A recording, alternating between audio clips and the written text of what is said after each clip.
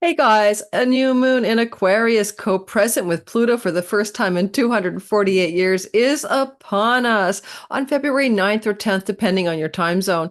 This is a lunation that has Icarus, the asteroid where we reach for power or the sky or the sun and our wings can melt. And that can bring some stories into our collective about a melting world leader. We also can see that this is a very powerful lunation personally because it's attached to a star that can bring great success and material prosperity. That star's name is Castra. And the Sabian symbol for this lunation in Aquarius at the 20th degree is very, very evocative.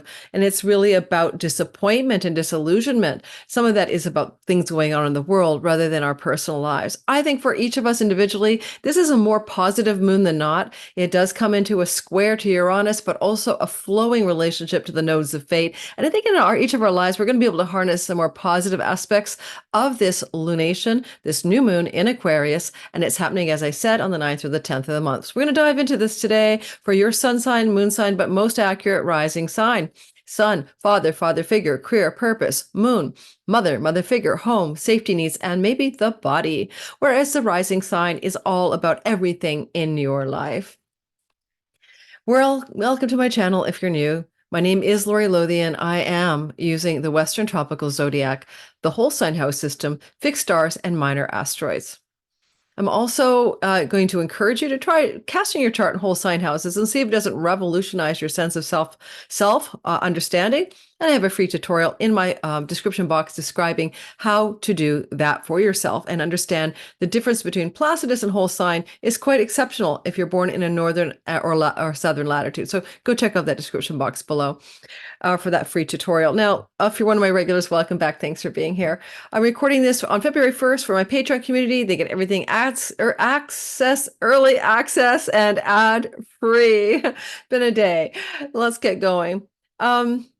I'm going to talk a bit about the moon in general. Then we're going to move into the conversation about the world and how this may impact global leaders and situations to do with rebellion and protest. And then we're going to talk about your sign. When we talk about world events, that's called mundane astrology. It means we're looking at how the sky mirrors the events on the world stage and how the world stage mirrors the sky. If that kind of thing interests you, I always start all my videos with world event content, and then we move into your personal story. I hope you'll stay for the beginning, though, because you'll learn a few things, especially about this particular moon. Now, you have to remember that Pluto only entered Aquarius a little bit last year, March and April and May, and left in June. And therefore, we are newly experiencing the transit of this huge transpersonal giant who takes 240 years to go around the zodiac. A planet known for death and rebirth and crisis and conflict that promote change, transmutation, transformation, metamorphosis even, is a very intense energy as well. It can involve tyranny and domination, as well as the more revelatory, investigatory, and discovery elements. Often Pluto uncovers what has been hidden from view. He digs it up, especially when he's talking to Mercury, which he's doing February the 5th. So I'm recording 4 days before that. And in my Mercury video, go check it out. I did predict some pretty disillusioning, revealing, and maybe shocking news stories. Now, because this moon is in the sign of Aquarius and it's new moon, sun conjunct the moon, at the 20th degree of the sign of Aquarius, it is the first time we've had a new moon here ever in our lifetimes. You have to be over 240 years old for this to be true. So this is an experience that's new for the world and for you and for me. I'm an Aquarius rising. It's the first time we've had a new moon in Aquarius, which happens every year. Yes, around the same time of year, usually in January, February. It's the first time we've had a new moon with Pluto sitting in residence at the gates of Aquarius at 0 degrees. In fact, it's so funny because he's meeting the whole crew there. The sun moved through the gate of Pluto at 0 Aquarius, and then Mercury, and then incoming is going to be Mars, and the next Venus. He's like the guy greeting all the planetary bodies at the door, shaking their hand, right? It's pretty trippy, actually, when you think about it that way. So you have Pluto kind of like the receiving line planet at 0 degrees of Aquarius. And you have all the planets having to talk to him before they move through the sign of Aquarius into what I'm calling the Pluto party. Because by the time we get to the 16th, the 19th of February, we have 5 bodies in the sign of Aquarius. What a tipping the weight in your sky. We're going to do a video on that in the Aquarius zone, right? And that would be Mercury and Venus and Mars and the Sun and Pluto partying away in a stellium in Aquarius, where all are co-present there. That's around like, because the sun will be leaving, right? But that's around the 16th to the 20th or so of February. So the backdrop story is to simply tell you that this is a very weighted part of the sky where this new moon is seating itself, where it's starting up. And all new moons are 6-month stories, right? Things are being planted and seeded in the Aquarius whole sign house of your natal chart that will fruit and fulfill themselves 6 months later during the summertime when we have a full moon here. That would be when we're having new moon season in Leo. We end up with full moons in Aquarius. So that's usually July, August. So we're going to say that the things that are happening now for the world and for you individually are being planted with a Plutonian overlay. Think Mafia Dawn, Godfather, power, big power energy, intensity, dominant energy, a tyrant and dictator energy, but also just pure potent power and wealth energy, as well as the deeper sides of discovery, uncovering, and transforming things. And so Pluto will be transforming Aquarius for 20 years. I've got a couple really deep dive videos out in my Pluto playlist for how this plays out in your life in the next 20 years. Go check them on my channel. And if you're new, please like, subscribe, and give me a try. Why the heck not?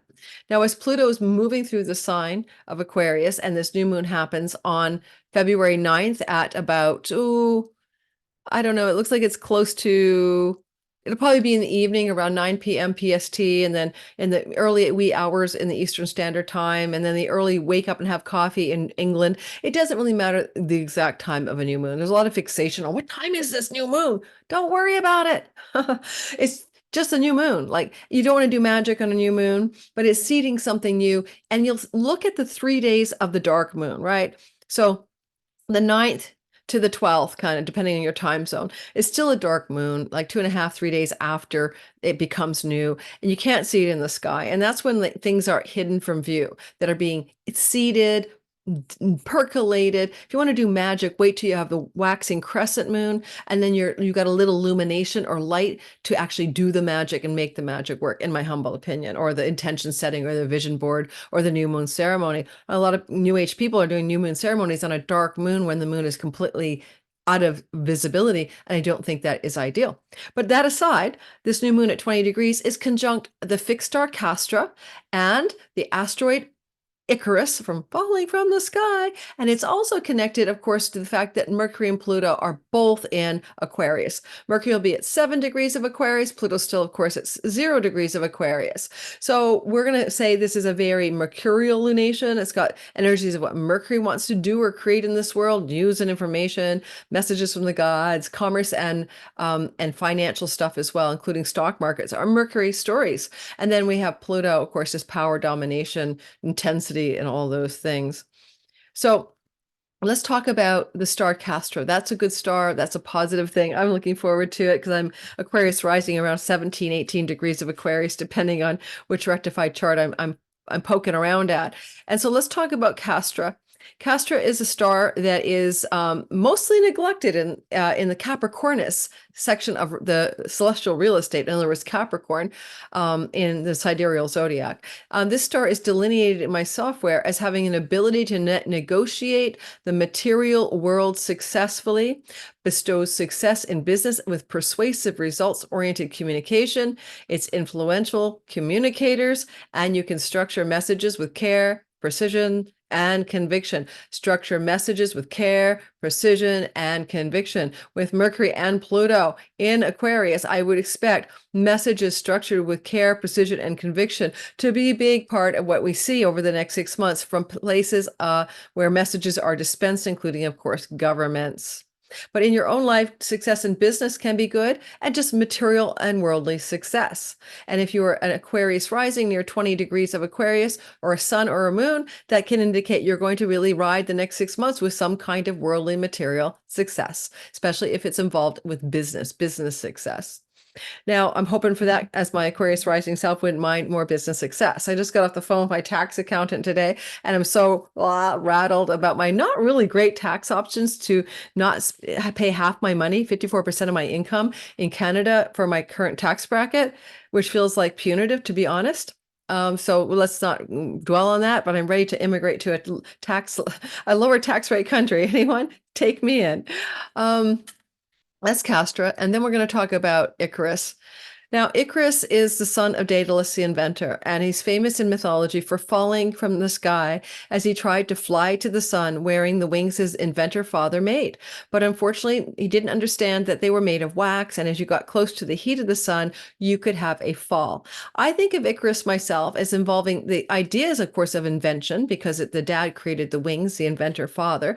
But I also think of Icarus as hubris and a bit of a kind of arrogance, because you're going to do something that only the gods can do. Fly to the sun. Is it representative of striving for something that's immortal or super intensely powerful beyond the normal range of our mortal everyday white picket fence or whatever our life is?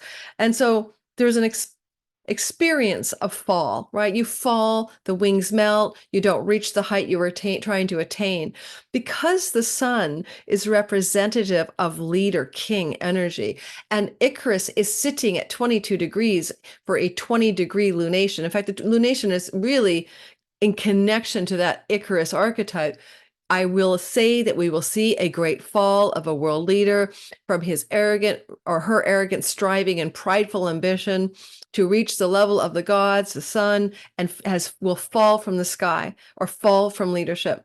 I have a few ideas about who will fall in my own humble opinion. What do you guys think? Who might fall from power? What kind of world leaders could fall from power who have reached for high ambition at all costs without recognizing that their wings could melt? I'm sure in every country we have a different idea which leader could be melting, but somebody will melt. Now, because this is happening in a new moon, you may see evidence of the wings melting in the 2 weeks that follow. Every moon, like new and full, usually gives you the lay of the land in the fortnight, the 2 weeks that follow. And then over the 6 months, especially on the full moon, you see the culminating outcome of the new moon. So if I say a world leader is going to fall, I don't mean that they'll fall in the 2 weeks that follow. The things that occur in the 2 weeks that follow February 9th, 10th, will be the laying the groundwork or emblematic or redolent of what happens in the summer when we see a full moon, and we'll see who is falling indeed, who is falling down. Yeah, I have some ideas there. Now, one of the things in your own life, you're not a world leader. The sun represents an aspect of being that can be about career and purpose, and the moon is a new reset button. And some of us this may indicate for some of us, especially Aquarians, a bit of a new beginning, a new reset in career and purpose matters. But it has the potential also to have us overly strive to reach a height that could cause us to fall. So be very cautious about how high you reach and how high you fly so that you don't have a fall. And a fall can be many different things. For an Aquarian, it might be working so hard to succeed that you have a health crisis because this is happening in the house of you, your identity, your body for Aquarius rising. Now, and also Aquarius moons. Okay, be careful for overambitious striving for the fall, but we'll get to the all signs shortly. This is a square to Uranus, and Uranus is the unexpected, the shocking, but he also represents rebellion.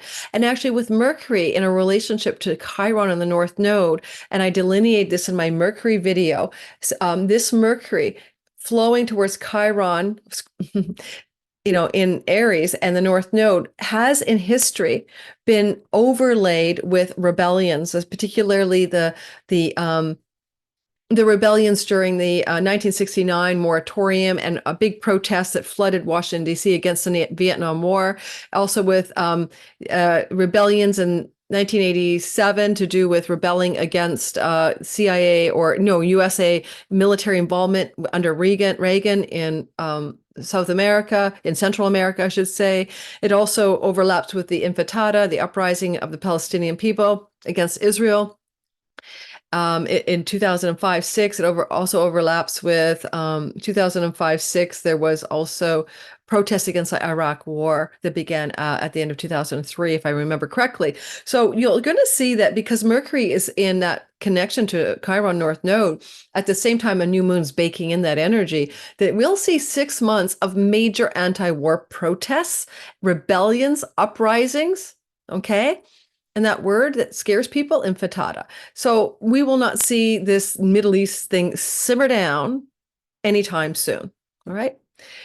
The South Node is currently still transiting through Libra. There was an eclipse in Libra in October 14th. It's a part of the Libra is the rising sign of the nation of Israel. That eclipse, October 14th, and also the South Node and Mars conjunction near the near the ascendant of Israel has historically led to major conflagrations of Middle East problems with Israel and its Arab neighbors.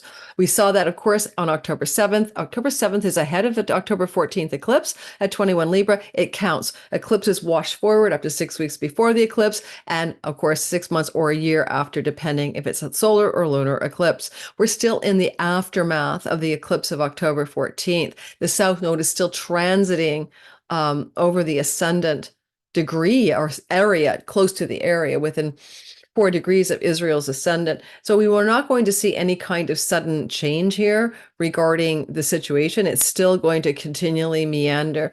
And with an eclipse coming up at 10 degrees of Libra in March, and then one at 5 degrees of Libra in March and 10 degrees of Libra in the fall, in October, this axis that has to do with loss, disappointment, and depletion, South Node, over the ascendant of Israel does not bode well for the long-range outcome of this situation on that country, although, of course, nothing looks good for the people of Palestine, who basically have no longer any schools, any universities, any functioning hospitals, any civilian infrastructure, any homes to go back to, any graveyards that are not desecrated or torn up. New story coming out today, February 1st, is that the IDF is burning down houses in Gaza. Yeah, just burning them. They also demolished the university in a demolition. So we were moving beyond war into something new, where Gaza is becoming, it used to be called an open air prison. And I just heard somebody from the United Nations called an open air graveyard at this point, or the United Nations, but it is becoming an open air graveyard, but it is also becoming uninhabitable. And so with that intensity going on now and through the next 6 months, and this is a mundane astrology, I do want to say that this new moon is going to be a part of that narrative as this thing continues to unfold. One thing about this new moon is that it is also in a flow to the nodes of fate, and the nodes of fate are connected to the South Node currently moving through Libra and the North Node moving through the sign of war, Aries. Chiron and North Node energy has historically been things to do with the amplification of war, or the protests, or decisions of being around war being fired up in terms of disagreements about what should be done.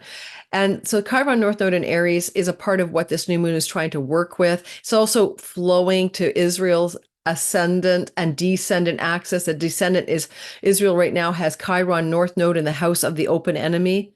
The biggest wound has been dug into, right, from the Holocaust. And this is traumatized people, may have gone into a disproportionate response as a result. And so there may be a potential for this lunation to fulfill itself in the summer, in August per se, at a full moon, to begin the healing process around this incredibly horrible and atrocious disaster in the Middle East, in my humble opinion. Not taking sides, I'm describing the astrology.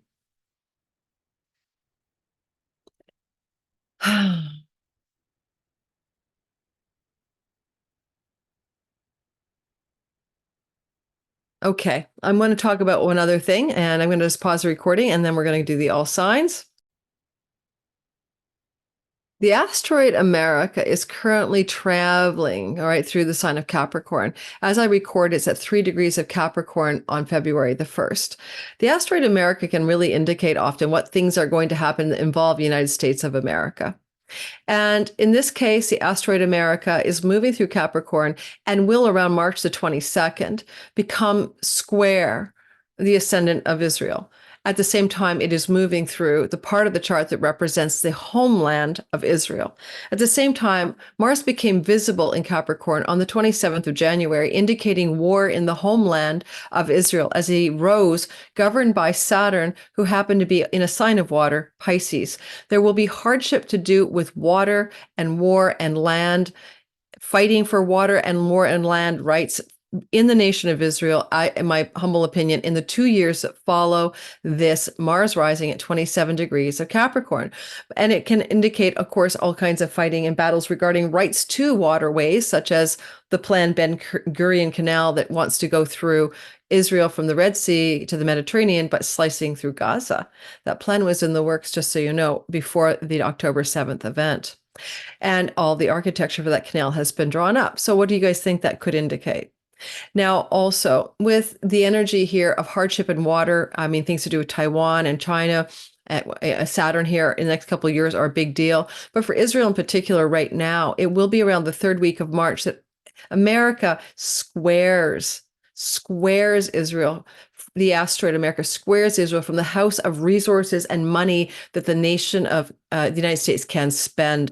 I would suggest there's going to be a major turning point in the third week of March around the funding and the support that the United States or its Congress is willing to provide to Israel. So I'm hoping that's true in the sense that I think, not running things through a filter of ethics and just supplying money and weapons for indiscriminate bombs, as Biden has said himself, is going to be something that finally gets some kind of congressional, what would you call it? Not oversight, but veto power going.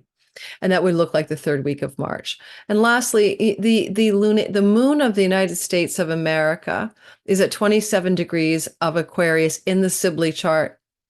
And that lunation is close enough to this 20-degree moon that I'm thinking that this is going to impact the people, the moon, the people of America. And it is a third house moon, which has to do with information that the government supplies to the people through the periodicals, magazines, and stuff. But it's also the people in the house of communication. And I would suggest that the people of America will be in very bold communication and very intense rebellion, because this is a moon squaring this new moon in Aquarius close to the United States lunation, which represents the people of the United States, squaring Uranus, the planet of rebellion, freedom. Okay, rebellion and freedom. So expect a huge amount of rebellion in the United States, like the Vietnam War rebellions. And in fact, it's the only one that is as close to the Vietnam War rebellion, because it was the Vietnam War rebellion in 1969 that had both Chiron North Node energy in a sextile to Mercury and Aquarius, we the people. The other ones, 1987 and 2005 and 6, were just Mercury square the node of fate in Aries, the sign of war. We add Chiron, and this is as deep as it was in 69. And Nixon was elected during these protests in 69 and declared he would end the Vietnam War. It took him a few years to do it, but he made that a part of his promise. So we're going to see a huge intensity that's going to remind any of you who've been around in the 1960s and did the whole bell bottoms, flower power, hate Ashbury, sit-ins, and all of that, is going to bring you back to the time that you were, living through. I unfortunately missed it, but we'll see a lot of that worldwide, but particularly in America. Okay, so moving into the next story.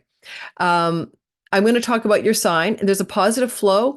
Oh, and the Sabian symbol is a woman disappointed and disillusioned. The best you can get from this is not to give up when things go wrong, never lose hope. Small failures are stepping stones to success. And you may also look at this as a time of when you anchor yourself in the outside world and it's all of its perks, you're going to lose your way, and to go a little bit deeper into yourself so that you can, discover something more important than the things you're aiming for on the material plane. Okay. The energy of Vesta, the flame of sacred devotion and duty. What is it you devote yourself to is trining this moon. We're going to talk about how that will play out for your sign over the next few months. We're focusing on the positive in our individual horoscopes, because why the heck not? The life we're living has a lot of chaos in the world that can bring us down. Let's look at the sky together. Let me show you what I'm seeing. And we'll do your sign out right after that. Hey, by the way, guys, if you're watching the premiere, hit the like button. Thank you to all of my regulars, Ace of Spades and Crystalline Alchemist, Discerning Light. You guys are amazing. Jelly Bean, Lauren Delaney, Diana Boss, Monk of the West, Electric Lake, Misbehaving, Serge LaBelle, Balcon 200, Herbal Empress, Grounded Extracts. I know I'm going to forget some of you. Psychic Readings with Rose, Cosmostrology, Up with at 11 with Kina, and Discerning Light and more. Thanks for being a part of my crew. These guys all come to my premieres. They watch with me. We talk astrology together. All my premieres, all this video content pre-recorded is aired live where I chat with you, take your questions, and discuss the astrology plus our lives. We get to know each other and talk about what's going on in the chat box. So subscribe, like, and hit the notification bell so you don't miss any of that fun. And, when you do hit the like button, everybody, it does basically allow me to stay in business. Such a simple gesture. If you like or even don't like my content, but think, you want to keep me working in this trade because that's what the algorithm needs, please do the like button click. Okay. So here we have the sky, and I'll just do a quick annotation before we hit our all signs portion. All righty. Number one, here we have the moon and the sun together at 20 degrees of Aquarius, around 20 degrees and 30 minutes. This here is Icarus at 22. Over here, we have Cupido. Oh, I forgot to talk about Cupido.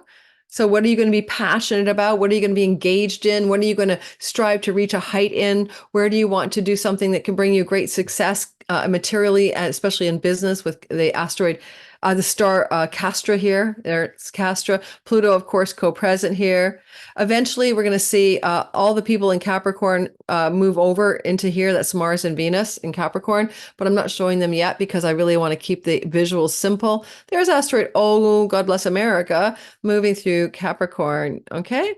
And so we'll see that eventually join the party in after April into Aquarius, when every planet won't be there anymore. The Pluto party will have disappeared. Also, here we have what I was mentioning to you, how Mercury has been talking with the North Node and Chiron, and this energy will peak when he gets to that point of perfecting that connection later in February. The gist of it is, as I said, those protests that I've talked about earlier. Finally, you can also note that there's Uranus, and he is square this lunation. That's the sudden, shocking, unexpected, surprising things that will happen for the world. And each of us in the next 6 months. With Jupiter here, I'm going to say I'm erring on the side of our personal lives, looking like unexpected, exciting, exhilarated, positive change from this new moon. And lastly, the Vestal flame of devotion. What is worth your time, energy, and devotion over the next 6 months and 2 weeks from this moon in your Gemini part of your sky? That's my annotation hot mess. Don't forget the nodes of fate, 17 and 17. Moon at 20 creates a wedge. And so this is going to look like something about the faded quality. I might call this video Faded New Moon, Faded Rare. Now, I'm getting tired of using the word rare, but it's rare because of Pluto. Faded New Moon in Aquarius. All right. Maybe shocking faded new moon in Aquarius because of Uranus. Okay. Let me see here. I'm losing the light. Let me see if I can get some more light on myself. So not really. It's getting a little darker here. Let's get going and do the all signs. Let's stop the annotation. Here we go. And we'll start with Aries. Let's get rid of this whole thing. Let's move into whole signs. How are you guys doing with this conflagration in the Middle East? Share in the comments. I'd like to hear from you guys. I mean, is anybody just like going on their daily life without feeling gut-wrenching, emotion? I mean, of course, I'm rather empathic, right? Okay, so, and it's hard to disconnect from it sometimes because it's so prevalent in the news feed and it's so over the top. And let me hang on a sec. I'm just changing the house system. I apologize for it's taken me forever here. Edit the chart, and the house has to be whole sign to move the chart forward. I keep trying to explain whole sign houses. I need to do some teaching videos. They're evergreen this year.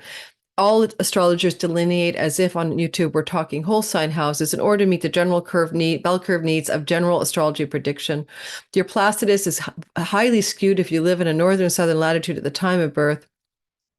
I encourage you to cast your chart in whole sign houses, see if that doesn't make your life simpler, but also it is the ancient tradition. It is a whole sign house system India still uses. It is more, in my humble opinion, useful for prediction and accurate for my natal delineations. We're starting, of course, with Aries. Oh, oh my God. I apologize, everybody. The software is moving and I'm not moving it, so I have to wait for it to stop. I'd set it for hour and it didn't respond to my cue. So let's get Aries back up. I think the software is really dragging today because my computer has too much stored on it today. I've got a lot of videos on there.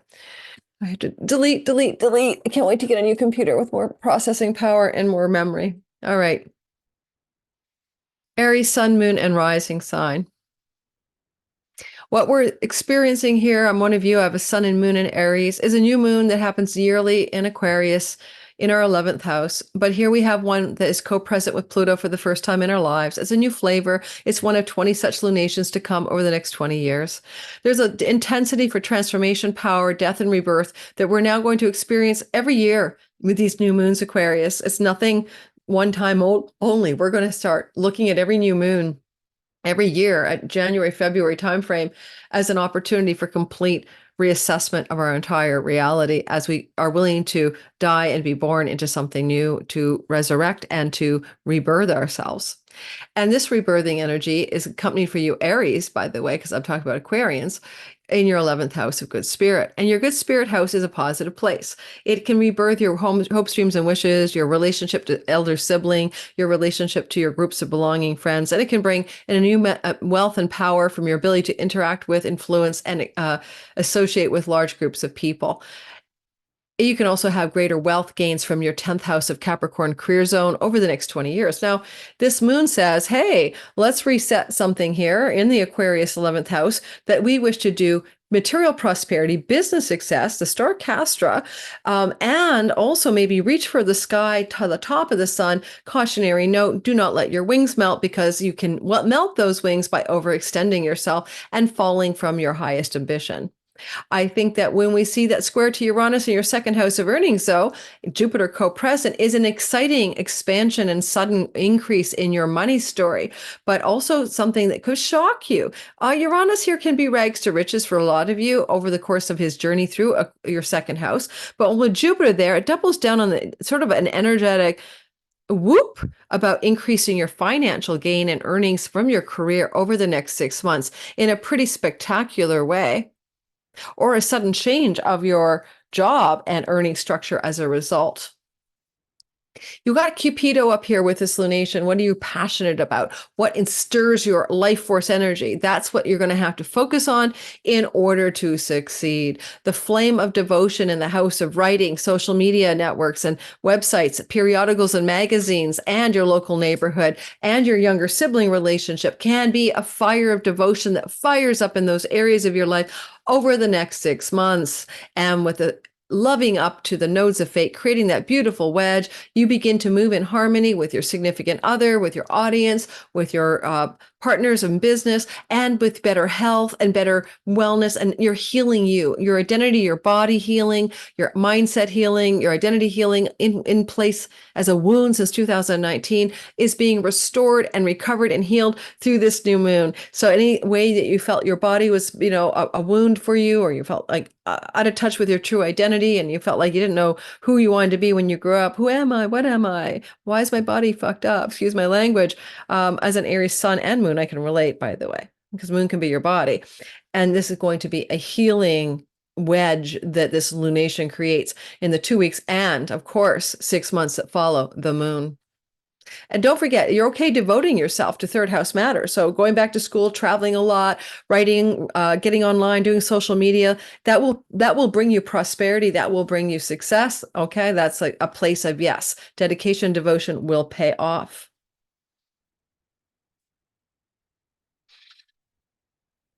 Oops.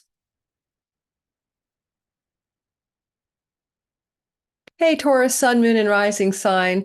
What happens here is that you have the energy of a new moon in your 10th house. And this time Pluto, for the first time in 250 years, is available to participate on February 9th, 10th. And this is indicating a deep, powerful reset button this year and for the next 20 years in the way you wish to perceive a career, ambition, success story where the world sees you being successful and you're wanting to be seen as successful. This is your, visible part of the sky at the high noon zone of reality. Now, you can get very powerful in the eyes of the world over the next 20 years, right? This new moon is the first time you're getting a reset button, experiencing the potential for that kind of wealth and power. And as this is going through the top of your sky, you'll note that you have the star Castra, which allows you to be prosperous in business and material success through your career, and Cupido, if you are passionate about it. And you have to find your passion. And a passionate career direction is trying to be activated for you. And it's starting in the 2 weeks that follow the moon. Pay attention to events that follow this moon, and also pay attention to next summer, August, when you have the full moon giving you the final hurrah of how this may play out in the real world, the fruit of this new seed that's planted. You note that you have a square to Uranus, and you are the rebel, the freedom seeker, the rule breaker. You're reinventing yourself since 2019 as Uranus has been moving through here. And now you're also, was it 2009, 18 even, it started in May of 18. And this is setting you up for the more you are uniquely you, flying your freak flag, being yourself, doing it your way, and being optimistic and full of hope and enthusiasm and luck, you are going to succeed in your career. I have a Taurus son daughter. It makes me very happy for her. She's finally finishing university, has grand ambitions about getting a real, in quotes, job. And I'm thinking, in today's world, but I know with this Jupiter energy, with her sun and this new moon, she will indeed materialize an incredibly powerful place of a work after she finishes school, probably around the time of the full moon in Leo in the summertime. She finishes up at the end of this term in June, at the end of June. Now, as we go through this story as well, note you have to fire up a devotional flame in the money house. It's about earning money. It's about your resources. It's also about being very good at cooking and making your own food to support you in a healthy manner for the thrival in your workspace. But seriously, devoting yourself to the earnings and money strategy and career strategy will lead to great material success in the next 6 months. There is a flow to the nodes of fate, to Jupiter, to Chiron North Node in your 12th house. It's a great opportunity from this new moon to reset yourself on addictive habits, patterns, and substances and get rid of them, as well as to leave behind work that drains you, that doesn't feel right for you, employment and stuff like that. It really is not your cup of tea. Time to let it go in the next 6 months. Also, you may also let go of any kind of self-defeating, self-undoing bad habit that is depleting your physical health and well-being, with the South Node flowing to this new moon here. And you may be even so into this new reset around perhaps your dietary style or your substance, getting rid of addictive or self-abusing substances, that you're sharing your excitement with the world. New moon at the top of the sky with Mercury, you may be sharing it with a lot of people in some way. Like, look at me, I'm clean or something, All right, moving forward.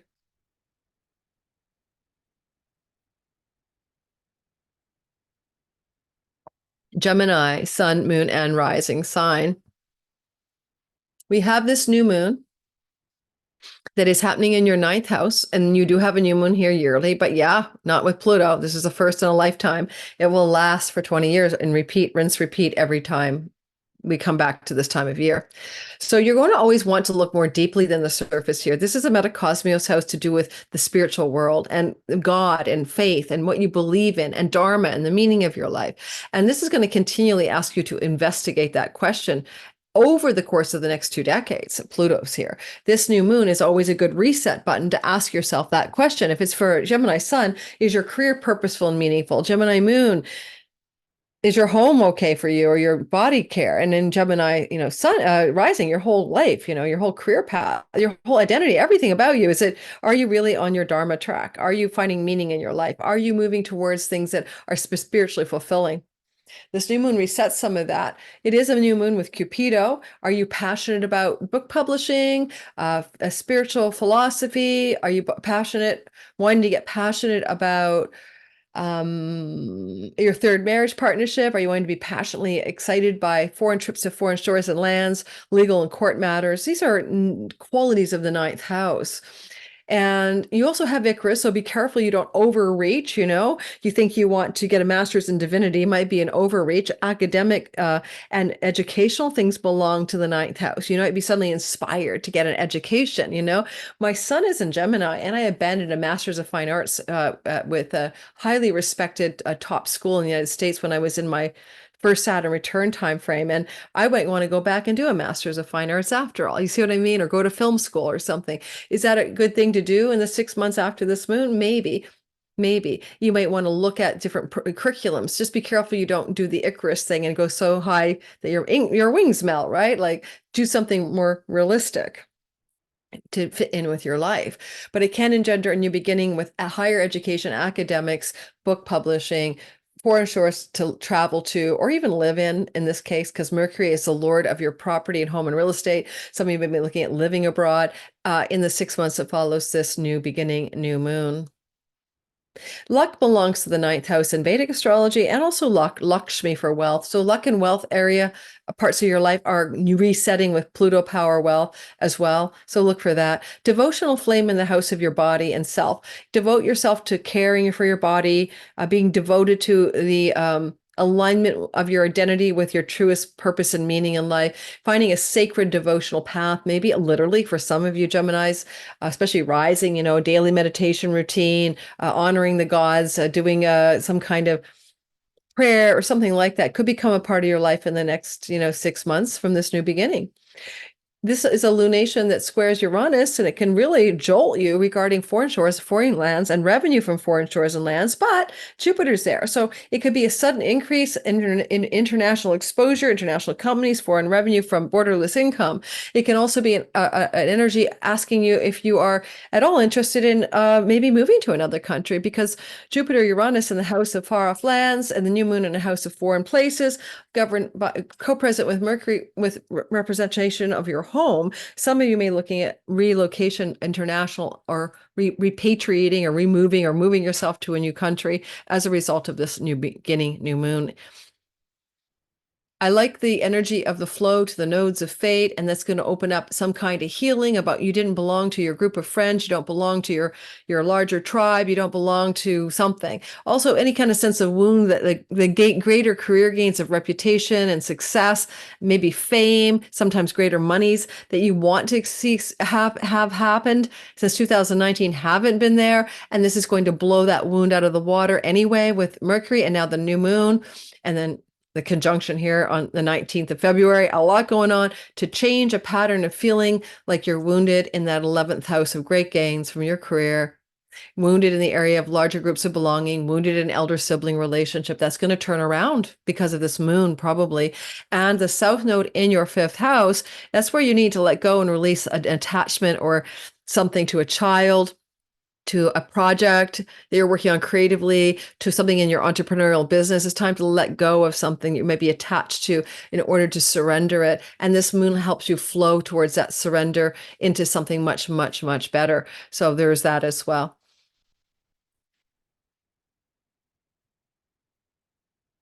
Don't forget, hit that like button. You know the drill, guys. Smash that like button, as they always say on YouTube land. Just hit it. You don't have to smash it. Just hit it. Alrighty, moving forward. And by the way, I'm teaching Sky Reader in April. There's a wait list. Get on it if you want to learn astrology. Be your own astrologer, time your best life. It'll be my 5th time teaching this class, Sky Reader 5.0. Alrighty. February the 9th or 10th, okay, guys, you Cancer, Sun, Moon, and Rising sign.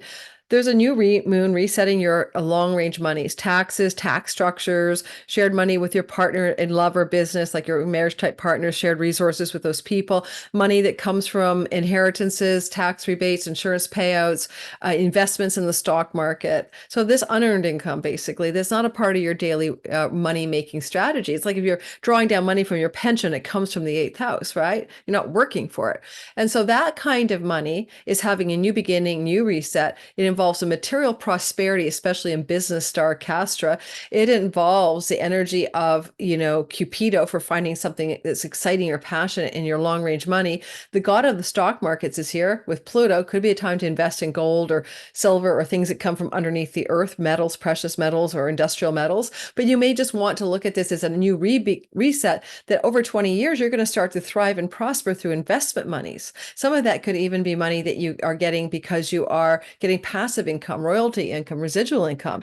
This kind of energy looks like a J.K. Rowling stellium for book royalties, But also watch you don't, overreach. You could fall, your wing could melt. Icarus melted. A little bit of pride or hubris. Be careful with your money. Do not invest wildly. Don't put like all your money down in one altcoin or something like that. Be a little bit more careful. You may have a fall in those investment monies.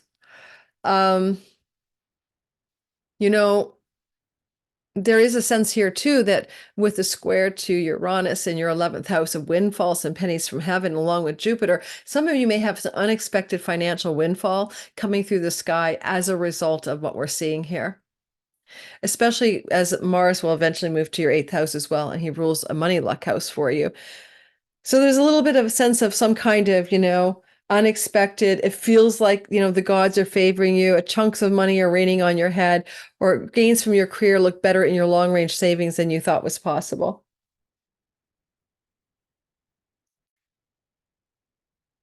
As well, you have a energy of a flow to the nodes of fate as well as to the Vestal flame. This indicates a couple of things. You want to devote yourself to borderless income in the 6 months that follow, revenue from foreign lands and shores. You may also have a flame lit in terms of some kind of spiritual practice or something that you're doing that's spiritual and occult and magical from your home, most likely. And a Vestal flame in the 12th house supporting this new moon could mean that you're really tending a fire of your inner life, paying attention to your dreams at night, tending your soul, in other words, not at the expense of money, but that soul tending favors your better earning strategies. And you may make some money through some investments or earning strategies that involve foreign places, foreign lands, and foreign shores as well. I meant to mention that a windfall comes from the house of the sibling one older than you, like elder one up from you by age, and you could have bounty and prosperity increases through that person as well. With the energy of the South Node in your 4th house flowing to the house of financing with mortgages and brokers and escrows and lending and home equity loans, there's something going on where it looks like you're letting go, releasing or surrendering a homestead, a home, a property. Maybe some of you are doing that. And over the 6 months that follow the new moon, looking at your options regarding finance and home changes as a result. The flow to the North Node Chiron is aligning you with your truer purpose. And finally, that wound that began in 2019 about what's your true purpose is being healed. And it's going to be quite good for your long range savings, retirement money, etc., that you are now aligning in the 6 months that follow with a sense of true purpose. And your gifts in the world being expressed properly. Leo, sun, moon, and rising sign. This is a sky that shows you a brand new moon. It's with Pluto for the first time in 250 years in your 7th house of marriage and long-term love partnerships.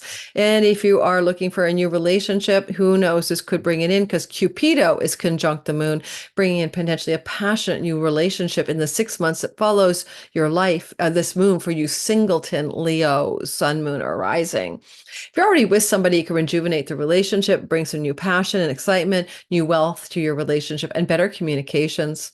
Because this moon is squaring Uranus, Jupiter in the 10th house, some unexpected developments could go on from your career path that influence you in terms of legal contracts, business partnerships, or just bring more sense of excitement to your life and to your way you reach your audience, marketplace, and customers. With a flow to the Vestal flame in the 11th house of gains and great gains from your career, it can be, if you're in a career path that involves client, customers, and people who you would describe as audience, that you're having a nice little boost here. And you could be very prosperous in that area by tending a sacred flame of devotion to your people, to your tribe, to the crowd you wish to influence. And that could be really supportive of some financial increase in your career as well. But you need to tend a flame to devote yourself, in a sense, sense to the people that are your people, your tribe of choice, your influence circles, your networks. And I don't know, I kind of like that you have a flow here, like a nice vibe to the node of fate in the ninth house. If you're a Leo who wants to travel abroad, apply for a university, get a legal contract solidified, a judge to work in your favor, maybe even a book publishing deal. Wonderful energy for you here. You can definitely get some excitement and destined success. I mean, Chiron moving through your ninth house could be disappointment or woundedness around ninth house matters. Again, higher education, book publishing, third marriages, legal contract, legal governing things like institutional and government legal stuff, or court matters. This has been like a wound, and now it can heal in the 6 months that follow this moon. And it looks like the flow to the south node could allow you to more easily let go of short distance travel, commuting, problems with a younger sibling, things to do with your local neighbors, letting go, releasing, surrendering, and finding balance and harmony restored regarding those relationships in the 6 months that follow the moon. And of course, the 2 weeks that follow. Alrighty, I'm going to take a little bit of a break. Don't forget to hit the like button, subscribe, and all of that. Before it's pitch black here, I'm just going to go grab a little bit of water, and I'll come right back to you guys. Okay, guys, I'm back with my water, and let's get rolling and move into the next sign, and let's see what we have here. We're going to talk next about Virgo, sun, moon, and rising sign. This is going to be a new beginning in the house of work. I'm hopeful that some of you, this means a powerful new beginning because of Pluto's first time here ever since, 200 years ago, 248 years ago, with a new moon. You're going to have new moons here every single year for 20 years at this time of year. This one's happening on February 9th and 10th. You will suffer no fools gladly in your work, and you will work hard, but you will work powerfully, and you will find work that is deeply transformative, but also brings you wealth. And so if you're a Virgo, this is good news. And this new beginning, new moon this time around happening on February 9th and 10th is connected to Cupido, work that is passionate, that you really enjoy. You're looking for that. Icarus, don't overdo it. You don't want your wings to melt because your health goes downhill because you're working so hard. But it is a positive reset on a star for prosperity through business and work, and that is Castra. So you're resetting that button. You want passion and ardor in some kind of work. Sixth house work is often what we call the job. It's like, sometimes it's literally being in a job of service, but it is the work job, health and work routines as well. And you're resetting yourself in your work routines and in your health routines to avoid sickness. We would also note here that there is a flow to the flame of devotion in the house of career. This indicates for most Virgo that the work energy is about a devotional flame, a sacred duty, something that you really wish to tend a fire of career success. You're not about to be passionately engaged in drudgery. You want to be working in something that you actually are passionately, dutifully, sacredly devoted to. And that's going to be a flame of devotion that you tend not only in the 2 weeks that follow, but the 6 months that follow the moon as you build up to the full moon in the summer to see the fruiting of this new beginning. I like that it's squared the whole Uranus-Jupiter combo here. Those two are very powerful together. Unexpected good news and bounty. Squares can be positive. Sometimes it can feel like a little bit more than you bargained for. You might bite off more than you can chew. So there may be some unexpected developments for a Virgo regarding foreign travel, foreign shores, visas, legal and court matters, third marriage situations, where Uranus sits, ninth house is third marriages, second house is second marriages in the system I use, derived houses. But if this unexpected thing is academic, legal, or book publishing, those are Aries, and foreign travel, some kind of unexpected development, but it's got a Jupiter flavor, that it can bring some kind of unexpected developments to do with health and work and foreign travel, health and work and academic settings, health and work and legal and court relation matters, health and work and long distance travel opportunities, etc., etc. So you may see some evidence of that in the 2 weeks that follow this moon. A professor can be Jupiter in your ninth house with Uranus, and unexpected developments with a professor connected to work. They want you to come on and be a teaching assistant if you're in a university setting. They want you to work for them part-time, that kind of thing. And if it's about travel, like some unexpected travel opportunities may connect you to better work outcomes. Maybe it's travel for work, and it might involve the word international. Oh, so many ways it can go, guys. Now, when I look at the energy of the flow to the nodes of fate, ooh, so you're trying to let go of working so hard to hustle for money. You're moving into more attentional energy to rely on the inheritance money, the savings, the 401k, the investments, shared monies with your spouse or resources with your marriage type partner. You're trying to use that kind of energy to expand it, to grow it. You might have felt wounded here since 2019. Like, maybe you didn't save or invest money the way you wanted. Maybe the inheritance was a disaster. Maybe things to do with maybe you lost some inheritance monies. I mean, Virgo rising daughter, I'll put her in that category of spending a tiny inheritance in one whole summer. She probably regrets that. Chiron's here since 2018. And so you're like kind of like almost regret or a lack of a feeling of being wounded in those longer term money stories. Yet this is a lunation that can heal that and change that for you so that you're no longer feeling that wound.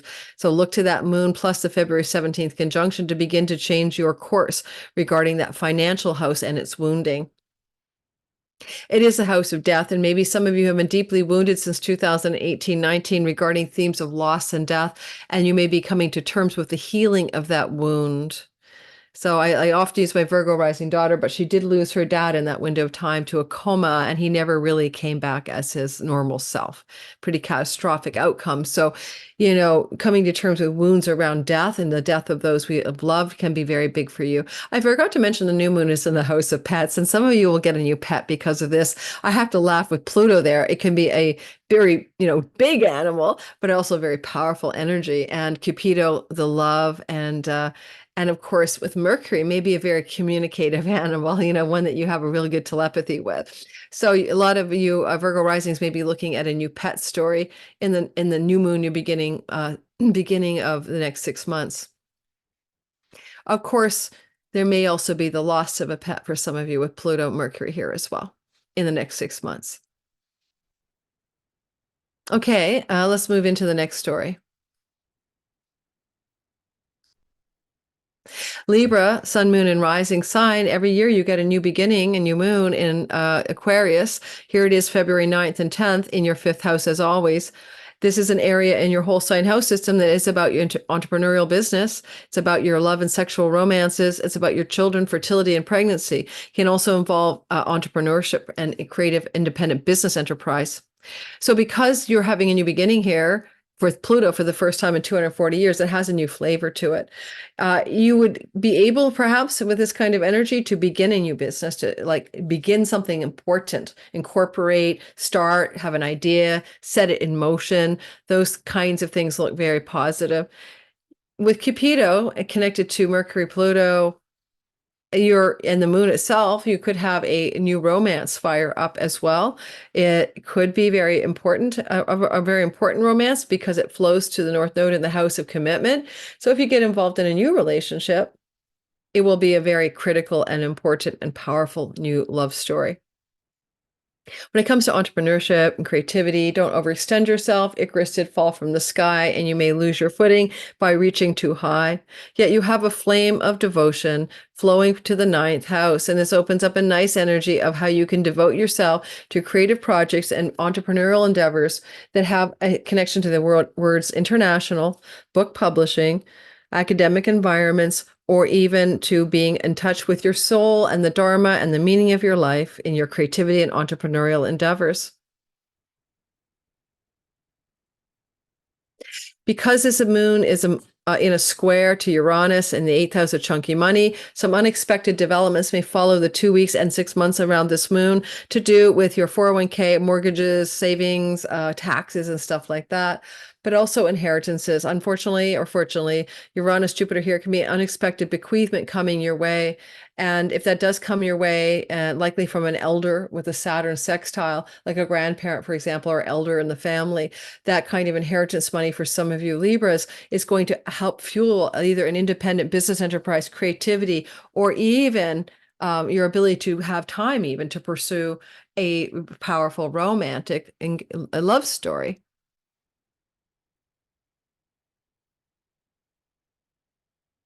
Okay, moving into the idea of one more thing. The nodes of fate are activated. Your significant long-term love relationship, if you have one, is under a pressure cooker to expand and grow so that it can survive. Probably been feeling wounded in general, whether you're with someone or not. When it comes to long-term business and love partnerships, they never quite felt right for you since 2018, 19. You're going like, why don't I get this? Like, well, it's 2019, really. Why don't I feel this is a place of goodness for me? And you may be like, feeling wounded and hopeless sometimes about, will I ever be with my person? Or will this person I'm with ever feel right for me? So this chironic wound is coming to a peak, of course, with the conjunction February the 19th of Chiron and the North Node. We'll have a whole video on that. But this is a moon that wants to heal it. It wants to bring sexual peace and harmony, love and romance to existing relationships, or start a new one that has the factors that are all what you need and want. And at the same time, it flows to the South Node in the house of you. Let go of your clinging to some identity, like I am X, Y, I am Z. What do you think you are? Well, let it go. Surrender, release, dump the parts of you don't need. And this moon helps you do that in favor of finding more joy, enjoyment, vitality, more excitement, more enthusiasm, more inspiration in your life by letting go of some identity that does not contribute to those things. Okay. And this moon in the 2 weeks and 6 months that follow will help you do that. Scorpio, sun, moon, and rising sign. This is a sky that opens up a new moon. Yet again, once a year in the bottom of your chart, your fourth house of home, property, and real estate, land and ancestors, family of origin, especially the house of the mother. A new beginning here is a new start with all of those elements. And it may indeed, with Pluto, very powerful energy, can transform something to do with your private life. This is happening over 20 years. You can be wealthy as a Scorpio through investing in property, land, real estate, and precious metals, just FYI. But it's also more like, can you power up from the bottom of your sky, things you're doing in your home, private life, from home, or involving literally property and land? Can you become more powerful in these areas? Because every year for 20 years, Pluto and the moon will meet here as a new moon. You want to be passionately engaged in things you're doing from home that are communicative, that involve messaging, marketing, or selling or writing, Mercury, and the 6 months that follows this moon. And with Icarus, he did reach for the sun. He fell. Be careful that your intensity of energy in the home part of your sky does not have you fall from a great height as your wings melt. So just be a little cautious there, that you temper some of the excitement and passion in and from your home with a little, cautionary note. There's a square to Uranus and Jupiter, of course, but Uranus in your seventh house of marriage and business partners and the audience marketplace. And this is good for things you're doing from home and at home, suddenly gelling in success with your clients, your audience, your marketplace, but also some exciting developments with a significant love or business partner that are going to benefit you both, to do with land, home, property, and real estate. And you could even have some career benefits from what you're doing in and from the home as a result of this, because, of course, the sun is the ruler of your career and reputation space. The flow to the vessel flame in the eighth house. Devote yourself to your inner, spiritual, I talk to dead people, occult mysteries part of your life, but devote yourself to your long range finances. This is the money you can accrue because you're investing in the market. You're getting residual income, passive income, royalty income, tax rebates. Pay attention to the long range savings. Of course, Pluto, Mercury in the fourth house can mean legacy wealth. Some kind of inheritance from a family member could come your way in the 6 months that follows this moon. Am I guaranteeing it? No. But can it happen? Yes. It would be likely a father figure, but it could be anybody up your family line. The material success of Castra, the star there, things you're doing from home that are businessy, can bring material prosperity and success to you in the 2 weeks and 6 months after the moon. There is a flow to the nodes of fate, helping you improve your health, improve your work routines, heal the part of you that feels like you're out of touch with the right work, that your job is something wrong for you, that you haven't felt right about it since 2019. We're moving into a divine flow in the 6 months that follow to heal that primal wound and to physically heal any problems you have, particularly if it involves headaches, and your head in general. And then we're moving into the area of the chart that represents the flow to the south node. Let go of your cigarettes, your vapes, your wine, whatever you do that addicts you or puts you out of commission in terms of what's really good for you. And also any self-sabotage strategies. Is a time to unwind from your own self-undoing. And this moon helps you get away from the ways you undo yourself, especially if they're karmic past life patterns or connected to ancestral stories. Okay, if you're inherited some kind of sludge of undoing yourself because of the ancestral or familial stories, you're going to change that in the 6 months that follows this moon. Oh, yeah, good. That's good enough. All right, let's go into Sagittarius, sun, moon, and rising. Give me a time for a sip, guys. All right, guys, Sagittarius there's a new beginning in your third house. It happens every year, but now Pluto's there for the first time in 240 years. So on the 9th and 10th of February, you reset a button to do with your third house question mark. This is a freaking junk drawer of content. It has to do with your younger sibling, one under you, or just younger siblings in general, or siblings in general. Resetting a button there, Sagittarius is. You may be resetting things to do with domestic travel, short distance travel, skills-based teaching and learning, resetting yourself regarding writing projects and online social media stuff, neighborhoods and neighbors. All this is under a regenerative force of Pluto. Things are changing in a way they've never been able to change before. Unfortunately, Pluto Mercury can be some bad news about a sibling coming through in the 6 months that follow this lunation, including, really bad, death and rebirth stories. But on the other hand, it's not a bad thing because this is a new moon that's doing a positive flow sextile for your sense of well-being. It flows to you. The energy here of Castra can give you material prosperity and business prosperity through marketing, selling, writing, communicating, doing social media platforms, traveling, maybe speaking on stages, maybe getting on a radio show, maybe getting magazine articles going about you or by you. You can definitely prosper, though, through things you're doing also in your neighborhood. It's like maybe some of you want to open a business in the neighborhood. Not a bad start for this new moon and the 6 months that follow. There is a square to Uranus, and it can be a little shocking or surprising developments, but with Jupiter there, co-present in your 6th house, surprising work and health developments. But let's go with work for a minute because Mercury is here and he rules your 10th house of reputation. I think you're going to have some unexpected developments with the work story for you as a Sag that really surprise you, but feel positive with Jupiter's support. I mean, Jupiter-Pluto energy is powerful and is mostly positive. And if you need to reset a health problem that's been beleaguering you, it can completely reset as a result of this new moon and get rid of it, basically.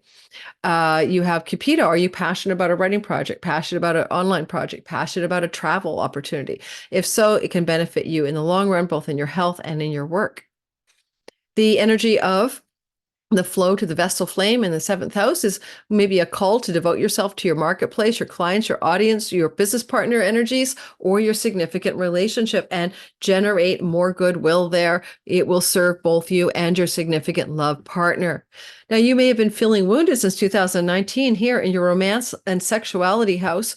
Maybe there's been a problem with your sexual romantic life or your relationship to one or more of your children. That wound will be healing. It comes to a head, maybe like a boil. It's going to burst around the 19th of February. But then we see this moon promises in the 6 months that follow, because of the flow, a healing with that relationship problem, that sex, love, romance problem, or that creative block, or that block regarding your child or one of your children. And so there can be a healing in those qualities of those areas for you in the 6 months that follow. And the flow to the south node, making a wedge. It's time to let go of some friends that aren't really your friends. You know it. You've been feeling it for a while. You've been feeling it since last summer. And you're like, oh, these aren't my people. And you've been holding on, clinging like this. It's time to let go of that group that you don't belong to anymore. You thought you wanted to join the, Astrophysics Society and you're bored stiff. You wanted to be in that woman's book club, but all they do is drink. You thought that friend was a friend, but you realize they're not, and you want to let it go. This moon will help you release it and let it go. If you want to be more creative and more artistic and less driven to succeed in the, corporate space, for example, that axis of the South North Node allow you to move more into your creative, artistic energies and your entrepreneurial energies in the 6 months that follow this new moon, and get yourself out of a corporate sludge pile if that's bothering you.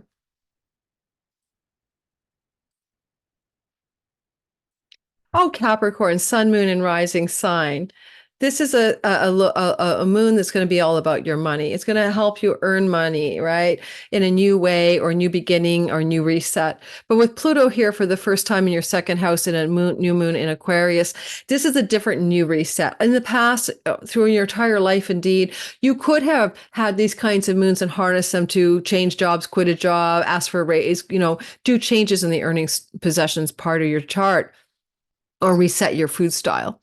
But this is different. This is like Pluto is in charge here. He's got a big heavyweight energy going on.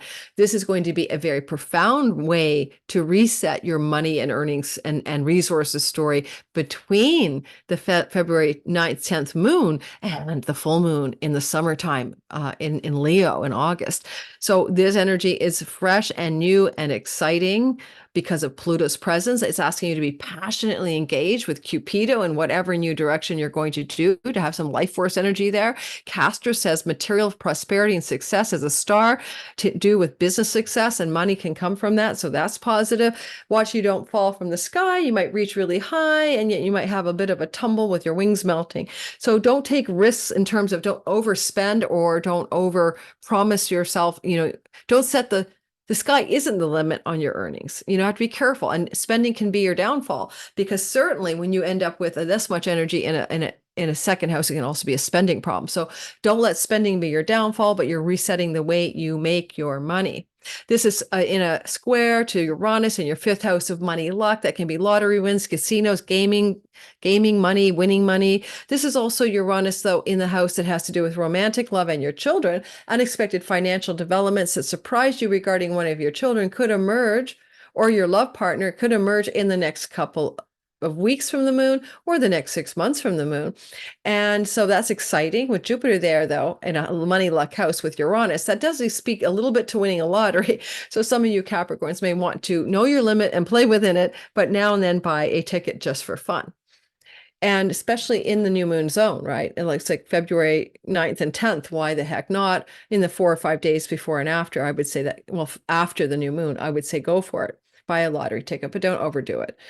You have a flow to the Vestal flame in the house of health and work. You're going to devote yourself to better food styles, basically. You're going to really clean up your eating, drinking, smoking act if you need to, because of this Vestal flame, to devote yourself to avoiding sickness connected to Mercury. That's in his house, in the house of what you put in your mouth. So it's good for cleaning all of that up, and even good for dental work if you need it. Now, the energy here, and also get you into a devotional job, a career path that you're really liking, that's going to fire you up to want to make more money. So some of you may be looking at a new job or a new career path, especially with the South Node in the 10th house. You're letting go of an old way of being since last July. You can't go back to that kind of way of success, ambition, and reputation and career. Something new has to emerge here fully, and it certainly will. But right now you're in the letting go phase. There is a flow from this new moon to Chiron and the North Node in your fourth house of homeland, property, and real estate. Chiron represents the woundedness. You don't know where you belong. You've been questioning where you belong. Where's your home? Where's your homeland? Ever since 2019. And now the wound wants to heal. Now, Chiron and North Node can mean moving to another country, because Chiron is the wound that needs to heal. And Rahu North Node is a foreigner or foreign place. So keep that in mind as a possibility for some of you. But if not, it's just a sense of healing a wound of home and where you belong in the world. And over the 6 months that follows this moon, you'll have more clarity about that. And if there's a flow to the South Node, of course, and that's that letting go of the old career and earning space that's no longer valid for you. I say when one door closes, another opens, Capricorns. Alrighty, Aries, sun, moon, and rising sign. Aries, I missed Aquarius. Where did everybody go? It just scooted ahead of me. Oh, the software doth beguile me. See, it's just moving on its own, right? It's having a delayed response today. Aquarius, sun, moon, and rising sign. Yes, I am one of you. So this is our new moon of 2 centuries. It's the first time in our lives we've had a new moon with Pluto co-present in the sign of our sun, our moon, or our rising sign. So it's very intense, and it's something we haven't experienced, and it feels different to us because Pluto's asking us to regenerate, rebirth, and renew and resurrect who we really are. Ooh, and be more powerful, authentic, and get in touch with what true power means. With Mercury in this moon, we're also looking at new ideas and dreams at night that can come to us, especially on that side of the sun. And with the new moon connected to Castra, a star of material success and prosperity, especially through business, there's a good chance that this is initiating a 2-week and then 6-month window for more material prosperity and wealth for a lot of you Aquarius people, especially sun and especially rising. And reminding you, the moon can be about your body, the moon can be about your home.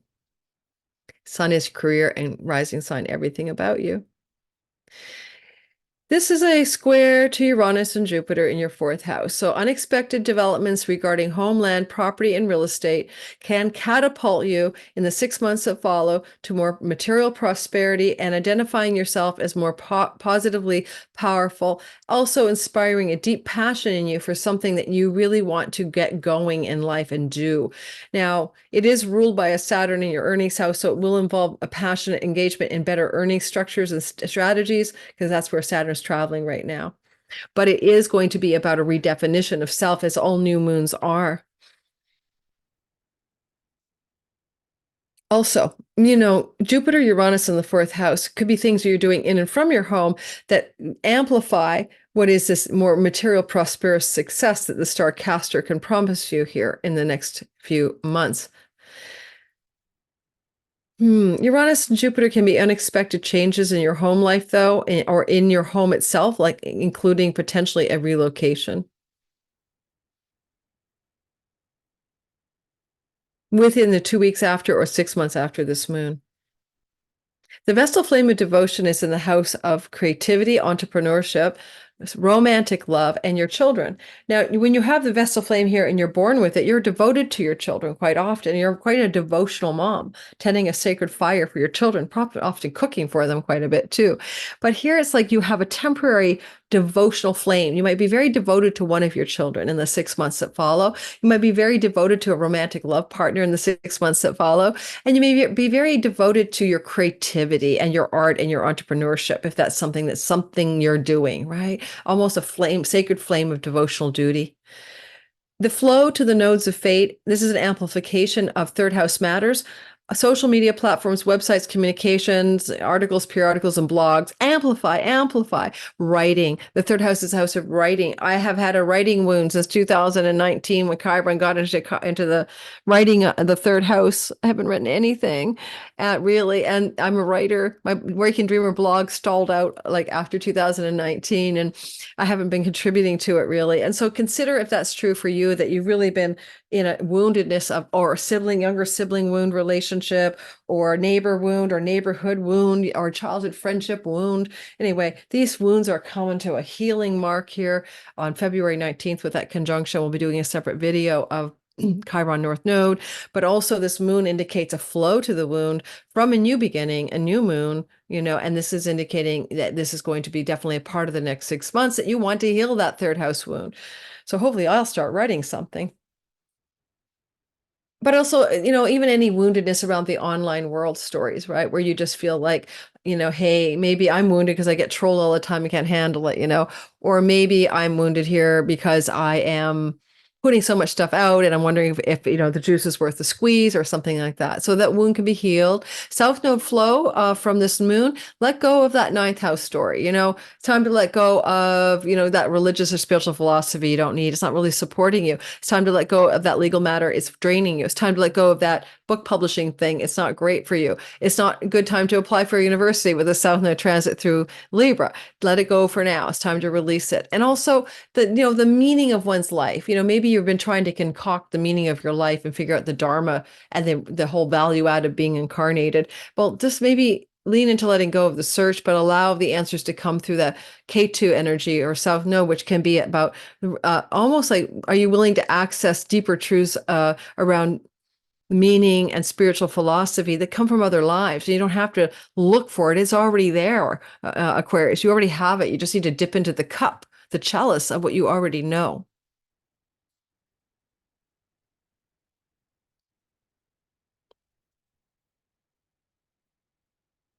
Yeah, that's moving without me. I kid you not. Are late last and always best and first and always first. Pisces, sun, moon, and rising sign. You are going through a very profound inner life story right now, right? You're going to have the Pluto party the 16th to the 19th of the month of February in the house of your psyche, your Akashic records, your past lives, your soul work, your dreams at night, your self-sabotage, and all of that. Now, it's a practical place if you need to make money from foreign shores, but it has a lot of soul work to it. It's your own backroom deals and also what you do privately when no one sees you at home, like your bed pleasures or, your pajama time. Well, here's the thing. A new moon resetting you here with Pluto for the first time in your life on February 9th and 10th can bring a new level of potency, power, and everything to this part of your chart that can bring spiritual enlightenment or moksha or liberation. You had a taste of that with Pluto last year, March through June, but now it's back full on. But with Mercury, pay attention to your dreams at night or insights through meditation. These can be deep, profound, and revelatory. However, Pluto, Mercury can be commercial opportunity abroad from far off lands and far off places, and also borderless income. New beginnings here with Castra mean business enterprise and material prosperity involving foreign people, foreign places, and foreign shores is a part of your narrative, and you have a chance for your wings to melt. Don't strive too hard, too high. Like if you're reaching for the goalpost, or across the goalpost for full on, samadhi, enlightenment, or full on, something to do with the 12th house, you might overreach. So just take note of that. You have a flame of devotion to the 4th house. So tending the flame, cooking in the home, hearth tending over the next 6 months, wanting to be devotional to the people you live with in your home, being devoted to your mama, being devoted to things that have to do with land and home and real estate. A sacred devotion is happening here. Now, Mercury is in the house of far off shores and lands, and the flame is in the house of your homeland, and there's an interesting energy, a flow between foreign places and homeland. So it's just for you to consider. Unexpected, surprising, shocking things can happen to do with trips and travel. Younger sibling or siblings in general that is going to, because it's squaring off with the new beginning, that also have an overlay of goodness because of Jupiter here. You may have some travel opportunity that involves a foreign place that allows you to prosper. You may have an educational opportunity that involves far off lands that allows you to prosper. You may have some kind of unexpected development with a cousin, sibling, or neighbor that allows for some kind of deepening of your spiritual direction. You could go off to an ashram with this energy and spend some time with spiritual study or spiritual teacher in the next 6 months. You could also find yourself really wanting to write something, and that Jupiter Uranus could be the sudden insight or aha from a dream at night, Mercury, Pluto, that gives you the pitch pipe start point for some new creative or writing project, or even setting up a new website or something like that. 3rd house could be your website, blogs, etc. The flow from the moon to the North Node Chiron, you're going to heal the money wound. You felt like you haven't earned money properly, or you've had a food style, or you have a wound about your appearance facially, a wound about the kind of foods you've been eating and substances you've been ingesting, or a wound about your finances and earnings since 2019. Now that wound is being healed in an epic, conjunction around February 19th, and this lunation agrees with that healing. And in the 6 months that follow that moon, your earnings wound will go away or be healed. Your facial wound will be healed, and how you look, maybe it's physically how you look, or maybe there's a wound to your face, you can heal it. And you can even heal the wound you have regarding the kinds of things you've been ingesting, especially if they have self-undoing written all over them. And the flow to the South Node, time to rely less on your spousal monies, support monies, investment monies, inheritance monies, government grants and stipends, and more to start opening up a door in the 6 months. 401k, retirement money. It's time to move now towards earning money again, or flowing towards creating greater earnings resources for yourself. And this new moon helps you reset that in the next 6 months. So looking forward to seeing how you Pisces do. Thank you for everyone for listening. Don't forget to hit the bell for notifications. Don't forget to subscribe. Don't forget to check my Patreon community has early access ad free, $5 a month. And also don't forget to check out my Sky Reader course. It starts in April. If you missed my sale on my 2024 All Signs videos, I'm sorry. I might put out a sale again, but right now you can still buy 12 videos, 90 minutes each. For all signs for $77 or a la carte by your sign for $25. If I do have a sale again, it'll be connected to an event like Easter or something, but it won't be ever be $59. That was for sale all of January, and pre-sale orders in the fall were for $49. And I'm always honoring the early responders, but I will have another sale price coming up probably in Easter. But if you don't want to wait that long, $77 for 90 minutes times 12 is not that much. Divide 12 into 90 and you get your average price per sign, or a la carte buy your own sign for $25. It's all in the description box below. All right, guys, see you in the next video. Thanks very much.